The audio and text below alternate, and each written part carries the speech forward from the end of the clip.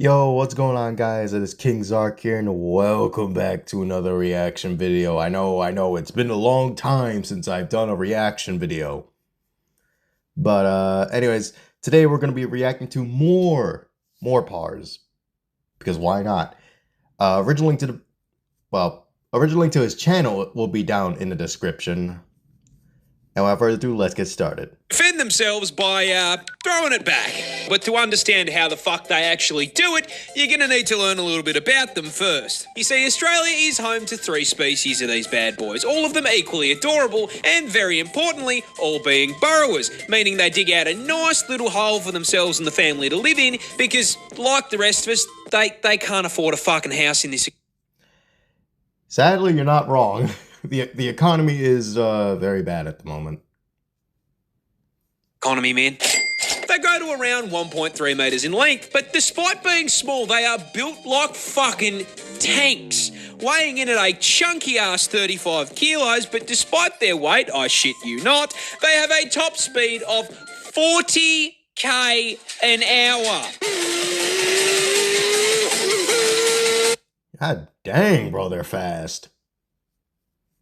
Now, the fact that they can nearly get booked in a school zone, coupled with them being a tank-class marsupial, forms the start of their defence strategy. So you see, a fun fact about wombat anatomy is they spect all their defence points into their ass. Rather than having fat and muscle, a wombat's cheeks are made out of 4 thick plates of fused cartilage, making it extremely solid. And this Kevlar BBL allows for the fucking funniest defence mechanism I have ever seen on an animal. Basically.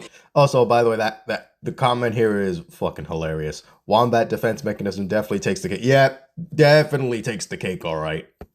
If a predator tracks down Mr. Wombat to his burrow, it'll stick its head in and start trying to dig him out. In response, the wombat will line his ass up with the tunnel door, chuck the gear shifter into reverse, and fucking floor it backwards up the tunnel into his aggressor, slamming his ass into its head. The impact then squashes the predator between his steel cheeks and the roof of the burrow, straight up crushing its skull.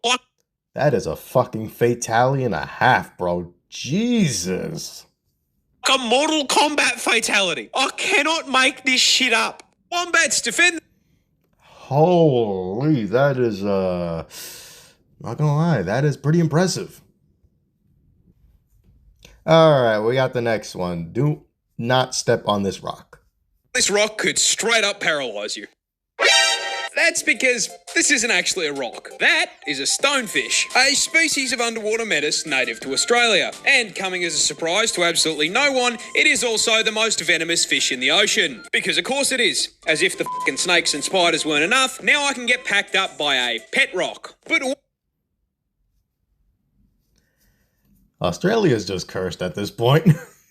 You got fucking snakes, spiders, fish, rocks, I believe plants as well. Oh my god, bro, this is just crazy.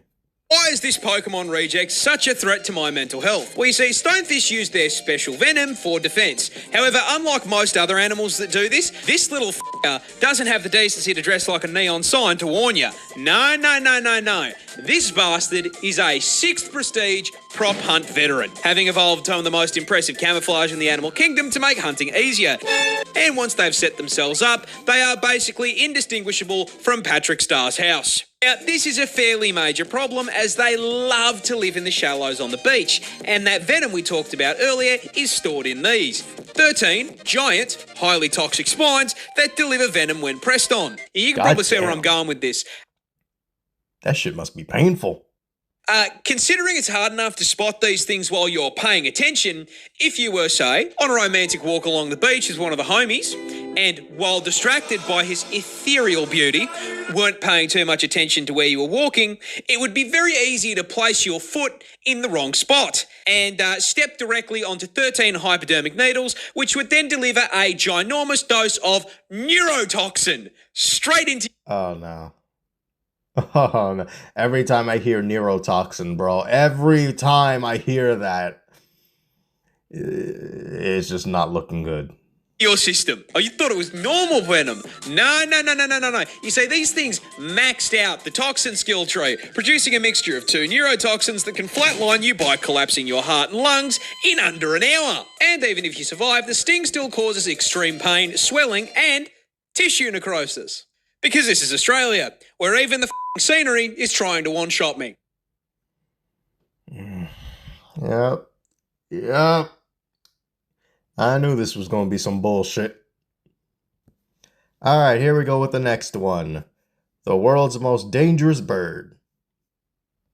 Bird can straight hit you with a Mortal Kombat fatality. Finish him! Introducing the cassowary, a species of ratite native to the land down under. And for once, guys, it's not venomous. Can still flatline you, though. And not venomous, huh? I mean, it's not, but you'll still get your ass beat. I'm going to tell you how. You see, these neon chickens belong to the same family of birds as the emu, and as such share their impressive size, coming in at a solid 79 kilos and growing up to 6 feet tall, meaning the 6 feet? God damn, this thing could probably play with LeBron James. short kings in my audience could, in theory, mount these things like a chocobo. But what? No, bro. Now I could just imagine. Oh, brother. I can imagine this now. Makes them stick out from emus? Well, you see, the cassowary is basically a spec ops emu, being twice the weight, highly territorial, and most importantly, coming with a combat knife strapped to their foot. That's right, this is a cassowary claw, and it's the reason they can hit you with a fighting game finisher. You see, these claws are a full 5 inches long. And you know, I mean, honestly, 5 inches, way too big for anything, and especially for something that's going inside me. And Yeah, no. He's got a point. That claw, oof, that is not something you want inside you. Let that be noted. if you anger the tactical assault turkey, that is exactly what you're going to get, as their go-to defense method is to kick you square in the gut with that kitchen knife and attempt to disembowel you. And I mean, even if the kick doesn't put your insides on the outsides, that kick is still going to send you flying, which can cause some fairly major problems. Problems like the incident that occurred in 2012, where you not, a cassowary ran up behind a random tourist, hit the heavy attack button, and kicked the guy down a small cliff into the ocean. I'm sorry. What? I mean, luckily... Not the Kirby falling. Oh, brother. Why did that get me out of everything, bro? Oh, if this was a try not to laugh challenge, I'd already lost.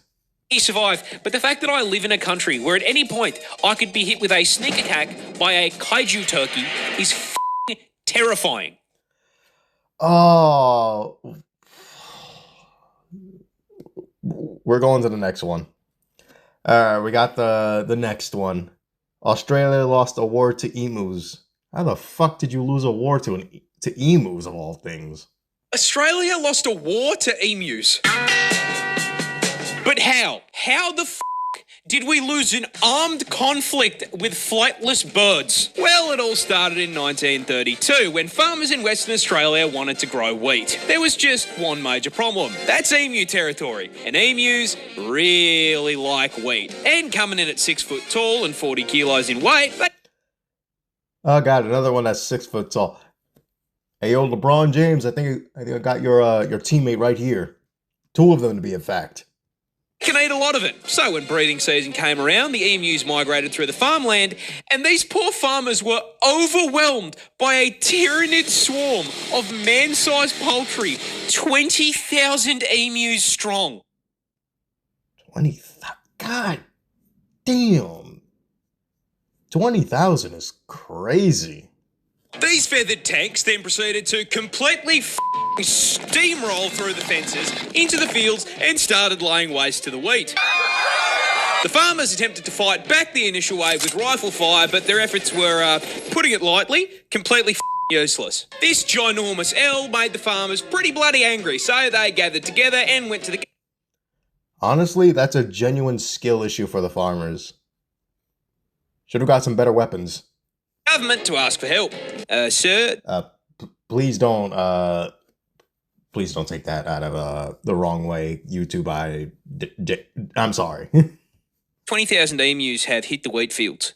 Fuck me, mate. And so the government declared the emus enemies of the state and sent in the army to commence the Great Emu War. The entire 7th Heavy Artillery Division was deployed to WA, armed with 2 LMGs, 10,000 rounds, and the sole objective to blast anything with feathers. A little bit 10,000 rounds, I don't think that is enough.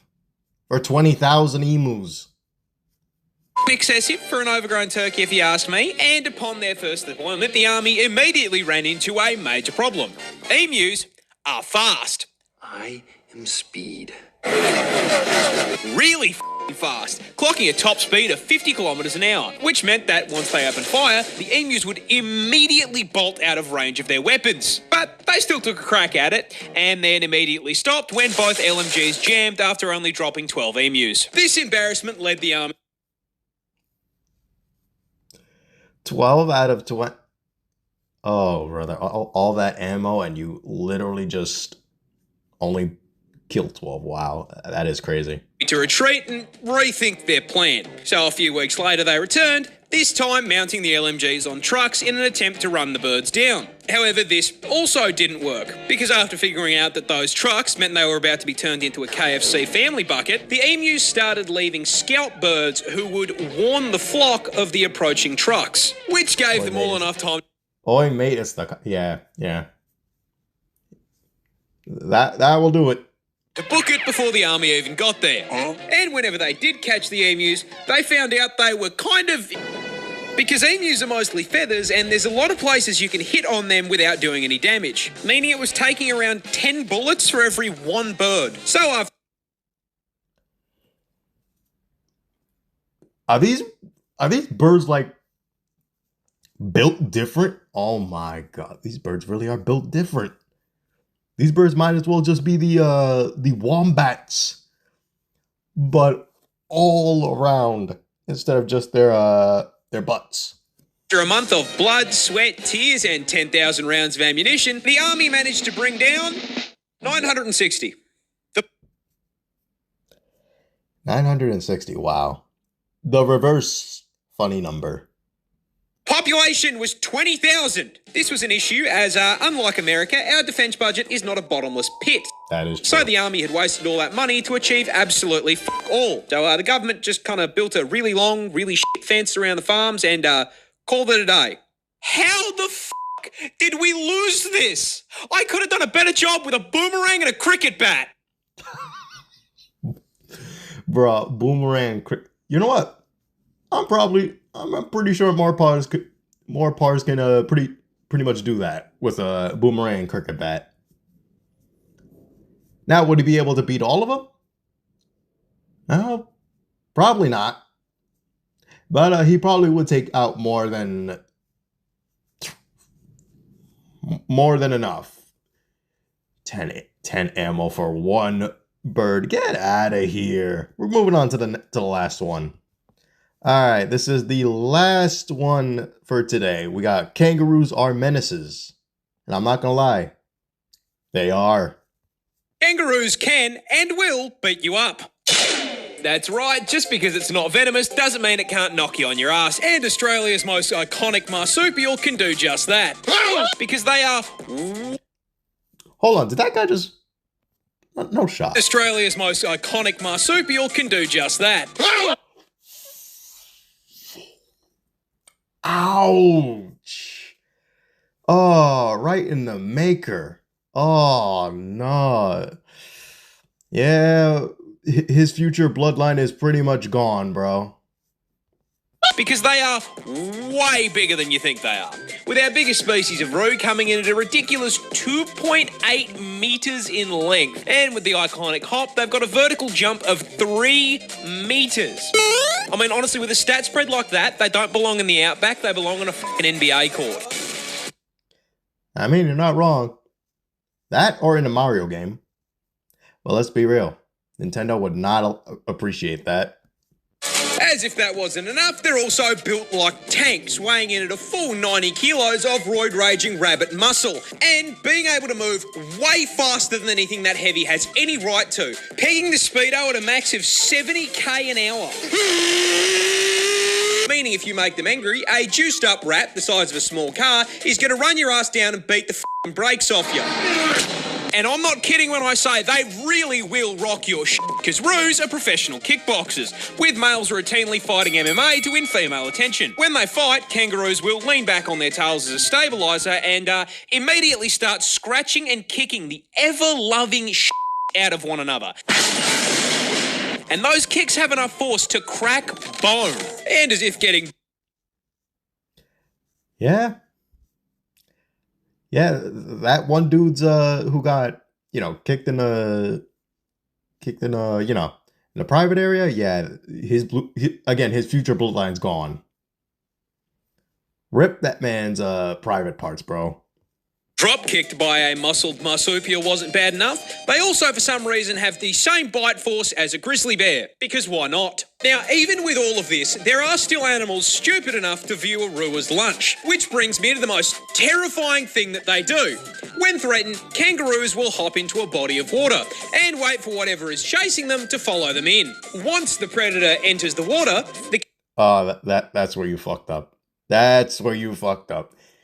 You know damn well the moment you get into that water with a kangaroo, yeah, it's just over. You're basically gone. Kangaroo will wrap its arms around their neck and just straight up drown them. What the man? I share a country with psychopathic tren rats. Oh! This is basically the equivalent of Devil Artemis's Kermit, just, doing his domain expansion BS in Sparking Zero mods, bro. Yeah, it's basically like that. You're basically cooked. Anyways, that's going to be it for today's reaction, guys. Thank you all for watching. Hope you have enjoyed. I'll try to do more reactions, a lot sooner than like 2 months. But yeah, I'll catch you all in the next video.